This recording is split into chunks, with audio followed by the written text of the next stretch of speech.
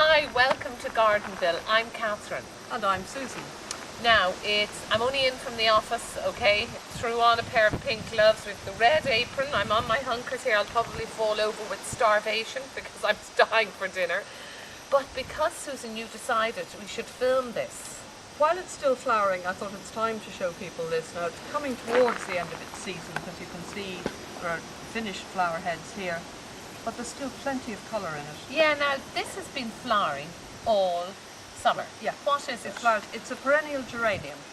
And this one is called Russell Prichard.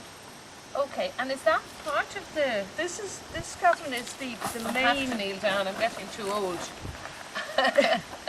This is actually the main body of the plant here, this leafy bit. These are all long flowering stems that have come out from the main body of the plant through the summer. So when you're buying it, it looks like that? When you're buying it, it looks like this in a pot. Yeah. And you can be buying it in sort of late spring, that sort of time, once you begin, the leaves are visible in the pot. And how long then, if you buy it like that, how long does that take to grow and flower like that? Oh, that summer it will be flowering.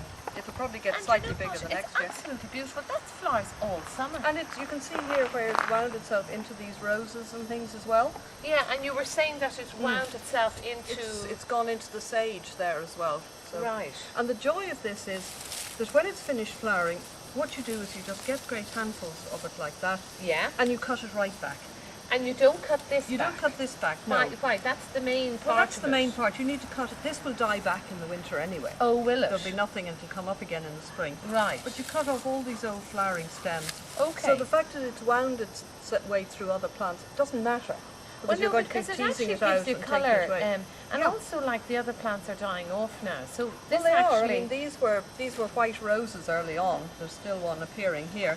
Yeah. So this white rose just coming out through the purple must have been quite attractive during the summer. Yeah, very nice. Yeah, very nice. And Susan, is there anything else you need to tell us about really. this? What about there is feeding this now, for example? I wouldn't worry. Perennial geraniums are very unfussy, and there's a huge range of them. During the time we'll be dealing with other ones as well. Yeah. This one likes sun. And dry ground? Not necessarily, no, it's not that fussy. Right. But it does like to be in sun. Right, okay. And anything else then about cutting it back, or...? Well, apart from, as I say, cutting back all the old flowered stems when it's over. Now, it'd be you probably get another couple of weeks out of this, and then I'd take it right back to base. I think that's a really nice thing to have in the garden. Do you know that? Because it gives great colour. It gives colour all and summer. Also, if you have it on the edge... It's value for money. Yeah. If you have it on the edge of a raised bed or something, it'll fall down over the edge. Oh, which is very attractive. Yeah, okay. And then it cuts back, and then you have it repeating. It repeats the next year and the next year. Instead of going out and buying these potting, I mean, okay, they look gorgeous and everything, your potted plants and all that.